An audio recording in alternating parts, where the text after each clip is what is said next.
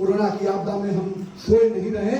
हमने उस समय भी गरीबों को फ्री वैक्सीन और प्रधानमंत्री अन्य योजना से गरीबों तक अनाज पहुंचाने का काम किया। लोग भूले नहीं है भूपेश जी, आप सोए हुए थे। आपने ये कहा था कि मेरे पास वैक्सीन देने का पैसा नहीं है, 2000 करोड़ घोटाला करने का पैसा था। लेकिन केंद्र की मोदी सरकार ने कहा कि मैं जब तक प्रधान सेवक जिंदा है कोई गरीब को वैक्सीन का पैसा नहीं देना पड़ेगा, पूरा वैक्सीन फ्री किया गया। मैं इसलिए इसकी चर्चा कर रहा हूँ कि हम सभी के बीच में ये विषय जरूर जाना चाहिए।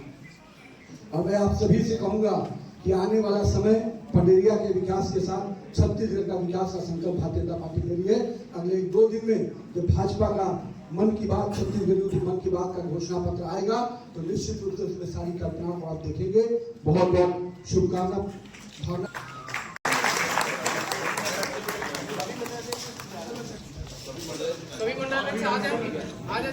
सभी मंडल अध्यक्ष यहाँ उपस्थित होंगे, सभी मंडल अध्यक्ष आदरणीय मंडल अध्यक्ष यहाँ उपस्थित होंगे।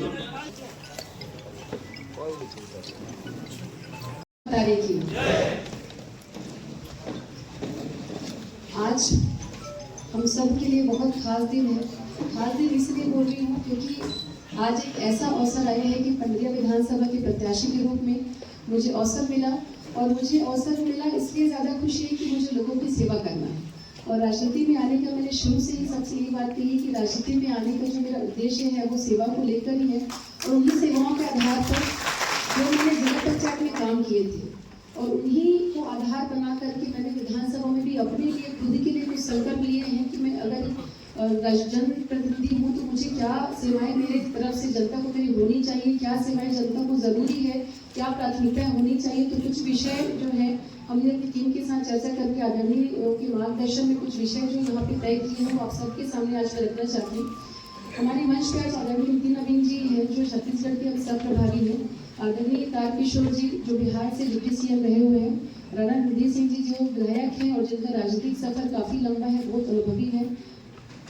मंच पे हमारे आदरणीय जिलाध्यक्ष अशोक साहू जी जो लगातार जिनका मार्गदर्शन मुझे मिलता रहा है, आदरणीय भूकुम सिंह जी, आदरणीय दिलीप भैया, आदरणीय मंच आदरणीय योगी जी, योगी अग्रवाल जी चुनाव के संचालक हैं यहाँ पे, आदरणीय मेरे जो बूथ के अध्यक्ष हैं, मंडल के पदाधिकारी हैं। लगातार समाज सेवा का काम मेरा रहा है और राजनीति में मैंने इन्हीं चीजों को लेकर के हमेशा आगे बढ़ने की कोशिश की है। तो जब हम पंडेरिया विधानसभा में, चाहे मैं चुनाव के पहले की बात करूँ जो लगातार दौरे हम लोगों ने किए हैं, हमारे कार्यकर्ताओं ने किए हैं, चाहे मैं जनसंपर्क जो लगातार अभी 18 तारीख से नामांकन के बाद में जनसंपर्क हम करते आ रहे हैं, उन विषयों की मैं बात करूं। चूंकि मैं स्वयं एक महिला हूं और मुझे लगता है कि महिला सशक्तिकरण पे सबसे पहले प्राथमिकता होनी चाहिए।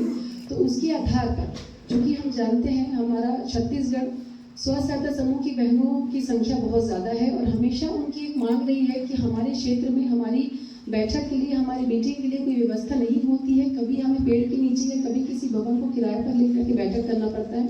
तो मैं सबसे पहले जो मेरा बिंदु है लगभग 30,000 के आसपास की, सिर्फ अगर मैं पंडेरिया विधानसभा की बात करूँ तो उनके लिए बैठक की व्यवस्था उनके सेक्टर के हिसाब से सबसे पहले एक भवन की व्यवस्था सेक्टर के अकॉर्डिंग, मितानिनों का दोनों ब्लॉक में एक भवन जो उनकी ट्रेनिंग सेंटर के रूप में काम आएगा। तो पहले तो ये हमारी आने के समय में जो तैयारी रहेगी। दूसरी तैयारी ये है कि 7 मंडल हैं हमारे पंडेरिया विधानसभा में और हमेशा से ये बात आती थी कि इसके पूर्व में जो हमारे जनप्रतिनिधि हो चाहे जो आम जनता हो, उनको विधायक के दौरे के लिए फ़ोन करना पड़ता था कि आपका दौरा कहाँ है, हमें आपसे मिलना है, संपर्क करना है, जिसके लिए उन्हें काफ़ी लंबा डिस्टेंस भी तय करना पड़ता था। तो सबसे चर्चा करके ये विषय आया है कि हर मंडलों में 7 मंडल में विधायक कार्यालय खोला जाएगा ताकि अगर उस मंडल में कोई निवासरत हमारे जो लोग हैं या हमारे जो जनता है उनको कहीं पर भटकना न पड़े, चाहे राशन कार्ड का विषय हो, चाहे बिजली बिल से संबंधित बात हो, या छोटा सा अगर ट्रांसफार्मर भी रहता है तो उसकी इसकी परेशानी होती, जिले तक ही आना पड़ता है। तो सभी 7 मंडलों में एक विधायक कार्यालय, जन सेवा कार्यालय की भी घोषणा हम लोग करेंगे आगे समय में। तीसरा है मैं पंडेरिया भवन की बात जो मैंने की है। पंडेरिया भवन की प्राथमिकता ये रहेगी कि हमारे क्षेत्र में, क्योंकि हम जानते हैं जो पढ़ाई के लिए, एजुकेशन के लिए काफ़ी अच्छा हब है हमारा पंडेरिया, बच्चे बहुत अच्छी पढ़ाई यहाँ पे कर रहे हैं, चाहे गर्ल्स की बात करूँ, बॉयज़ की बात करूँ, हमेशा वो रायपुर राजधानी में पढ़ाई के लिए जब वो जाते हैं तो उनके बीच ये संकट आता है क्योंकि सामान्य परिवार से हैं तो उनको रहने की व्यवस्था वहाँ पे बहुत तकलीफ होती है। तो पंडेरिया भवन की जो मैं बात करी हूँ, राजधानी रायपुर में पंडेरिया भवन हम निर्माण कराएंगे और उस पंडेरिया भवन में मेरे क्षेत्र की जो बच्चियाँ हैं या जो मेरे क्षेत्र के बच्चे हैं वो जा करके हॉस्टल फैसिलिटी उनके लिए वहाँ पर रहेगी पंडेरिया भवन में। और इसी जो पंडरिया भवन की मैं बात कर रही हूँ, इन्हीं में जो अगर कभी बीमारी के लिए, क्योंकि लगातार ये विषय मेरे सामने भी पिछले 3-4 साल में आते, जब से खासकर जिला पंचायत चुनाव मैंने लड़ा उसके बाद से, तो वहाँ जाने के बाद फोन आता है कि इनकी हमारी रुकने के लिए यहाँ व्यवस्था नहीं हो रही है, हम कैसे करें, क्या करें, बहुत पैसा हमको दिन में लगता है। तो उनके लिए उसी पंडरिया भवन में ही परिजनों के, जो मरीज के साथ जो उनके परिजन जा रहे हैं, उनके रुकने की व्यवस्था भी उसी पंडरिया भवन में ही की जाएगी। चौथा जो विषय था वो ये है, क्योंकि हमारा समाज में पंडरिया की अगर मैं बात करूँ तो पंडरिया हमारा सतनामी समाज की हमारी भाई बहन बहुत बड़ी संख्या में है, तो उनके लिए हमेशा से ये बात आती थी, क्योंकि मैं रणवीरपुर जो मेरा क्षेत्र है, यहाँ आसपास भी काफ़ी सतनाम समाज है, उनके भी से बात आती थी कि हमें हमारे बाबा का एक आस्था का केंद्र यहाँ पे होना चाहिए पंडरिया में, जो अभी नहीं है। तो एक मिनी विरौपुरी धाम के स्वरूप में भी यहाँ पर स्थापना करने की बात हमने की है। इसके अलावा हमें पता है कि यहाँ पे हमारे जो साहू समाज के भाई बहुत ज़्यादा, ओबीसी वर्ग बहुत ज़्यादा है, जो माता कर्मा के भक्त हैं।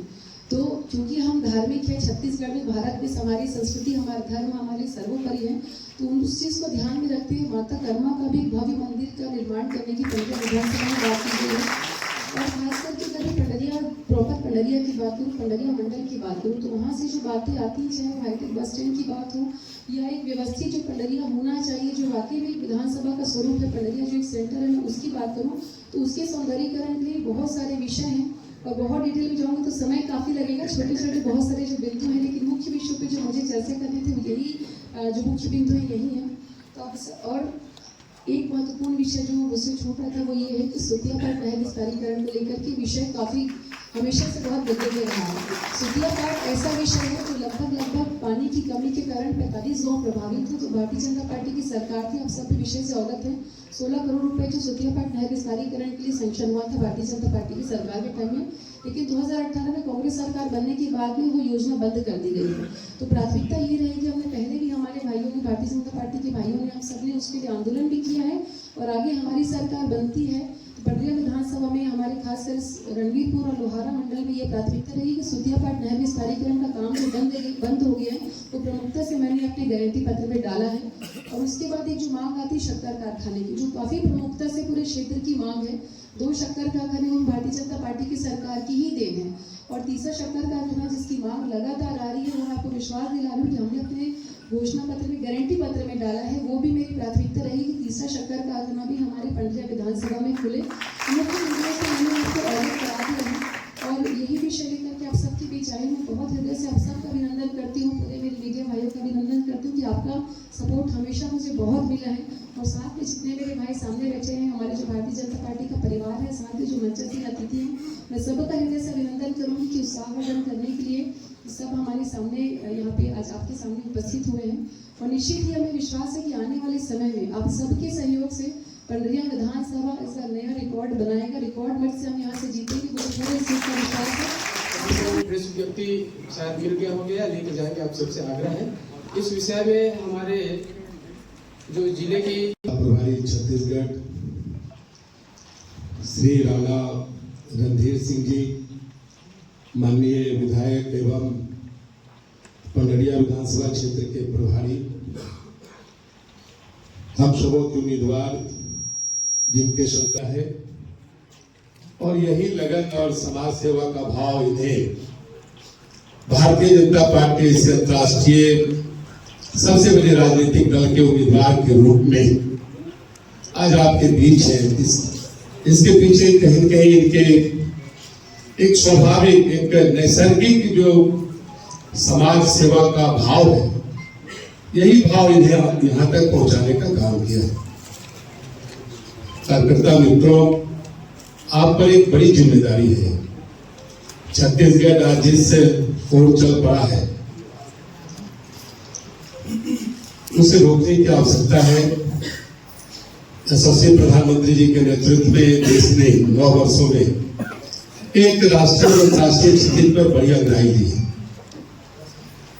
हम डबल इंजन की सरकार की भी बात करते हैं। छत्तीसगढ़ में कई केंद्र की योजनाएं हैं जो छत्तीसगढ़ के लोगों को उसका लाभ नहीं मिल पाया।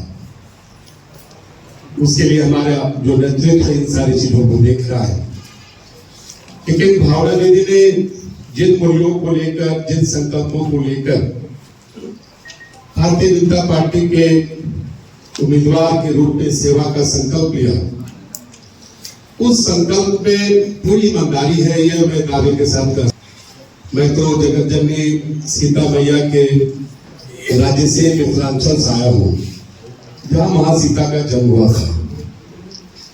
और जब मुझे कहा गया कि छत्तीसगढ़ जाना है तो स्वाभाविक तौर पर मेरे मन में यह बात आई कि मैं प्रभु राम के ननिहाल में जा रहा हूं। और स्वाभाविक है, जब सीता मैया की नगरी से आया हूं, प्रभु राम का ननिहाल है, तो ननिहाल में जो प्यार और दुलार मिलता है वो दादाजी के भी घर में उतना नहीं मिलता है जितना नाना के घर में मिलता है। और मैंने प्रत्यक्ष रूप से अनुभव भी किया कि इस क्षेत्र के लोग बहुत प्यार करते हैं, बहुत स्नेह करते हैं। इतने अच्छे लोग मैंने बहुत कम जगह देखा है। पूरे भारतवर्ष में अलग अलग कामों से जाने का अवसर मिला है, और मुझे लगता है कि यह प्यार जो है वो भारतीय जनता पार्टी को निश्चित तौर पर मिलेगा और मिल भी रहा है। जो एक प्रभाव मैंने देखा है विगत कुछ दिनों में, मुझे लगता है कि विजय के मंजिल की ओर तक निश्चित तौर पर ले जाएगा। लेकिन कार्यकर्ता, जो भारतीय जनता पार्टी के कार्यकर्ता हैं, वो निस्वार्थ सेवा करते हैं। और भारतीय जनता पार्टी का कार्यकर्ता कोई मेवा के लिए पार्टी का कार्यकर्ता नहीं बनता है, बल्कि सेवा के लिए कार्यकर्ता बनता है। आपने देखा होगा, 2-3 पंक्तियों में अपनी बात समाप्त करूंगा, कि आजादी के बाद भारतीय जनसंघ मात्र 3 सीटों पर सीटी हुई थी, और उसके बाद हम सब 303 सीटों पर आज केंद्र में एक मजबूत सरकार के रूप में पूरे वैश्विक और राष्ट्रीय स्तर पर दिख रहे हैं।